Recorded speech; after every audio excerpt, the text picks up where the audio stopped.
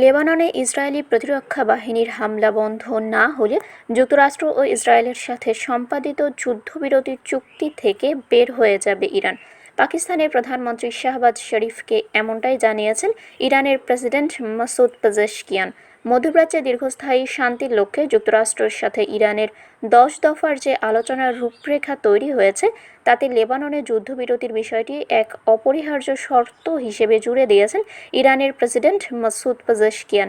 বুধবার এ বিষয়ে পাকিস্তানের প্রধানমন্ত্রী শাহবাজ শরীফের সঙ্গে আলাপকালে বিষয়টি আবারও স্পষ্ট করেন তিনি।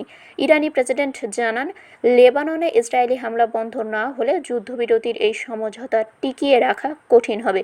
ইরানি গণমাধ্যমের প্রতিবেদন অনুযায়ী প্রেসিডেন্ট পেজেশকিয়ান জানিয়েছেন যে ইরান একটি দায়িত্বশীল ও শক্তিশালী অবস্থানের অংশ হিসেবে বৃহত্তর যুদ্ধবিরতির প্রস্তাব গ্রহণ করেছে।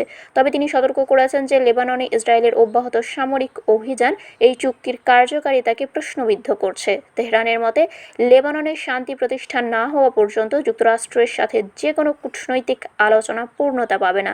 উল্লেখ্য, লেবানন জুড়ে বুধবার ইসরায়েলের বিমান হামলায় অন্তত 89 জন নিহত এবং 700 জন আহত হয়েছেন। দেশটির স্বাস্থ্য মন্ত্রণালয়ের একজন মুখপাত্র রয়টার্সকে জানিয়েছেন, ইসরায়েলের ব্যাপক বোমা বর্ষণে বেসরকারি মানুষের ক্ষয়ক্ষতির পরিমাণ আশঙ্কাজনক হারে বাড়ছে। সীমান্তবর্তী এলাকা ছাড়িয়ে এই হামলা এখন দেশের বিভিন্ন প্রান্তে ছড়িয়ে পড়েছে।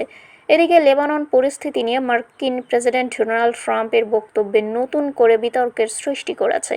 পিবিএস এর হোয়াইট হাউস প্রতিনিধি লিস ল্যান্ডার্সকে ট্রাম্প জানিয়েছেন যে 2 সপ্তাহের এই যুদ্ধবিরতি চুক্তিতে লেবাননকে অন্তর্ভুক্ত করা হয়নি। অথচ ইরানের যুদ্ধবিরতি মেনে নেওয়ার 10 দাবির মধ্যে একটি ছিল লেবাননে হামলা চালানো যাবে না। ট্রাম্পের মতে, হিজবুল্লাহর উপস্থিতির কারণেই লেবানন এই চুক্তির বাইরে থাকবে। তিনি হিজবুল্লাহকে লক্ষ্য করে বলেন, তাদের বিষয়টি আলাদাভাবে দেখা হবে। এমনকি লেবাননে ইসরায়েলের এই বিধ্বংসী হামলাকে তিনি একটি আলাদা খণ্ড যুদ্ধ হিসেবে অভিহিত করেছেন। এর আগে ইরানের সাথে যুক্তরাষ্ট্রের যুদ্ধবিরতি ঘোষণার পর ইসরায়েল জানিয়েছিল, ইরানের সাথে যুদ্ধবিরতিতে তারা সম্মত হলেও এই চুক্তির মধ্যে লেবানন অন্তর্ভুক্ত নয়। অর্থাৎ লেবাননের বিরুদ্ধে সামরিক হামলা অব্যাহত রাখার ইঙ্গিত আগেই দিয়ে রেখেছে ইসরায়েল। শারমিন শিমু, বরেন্দ্র টেলিভিশন।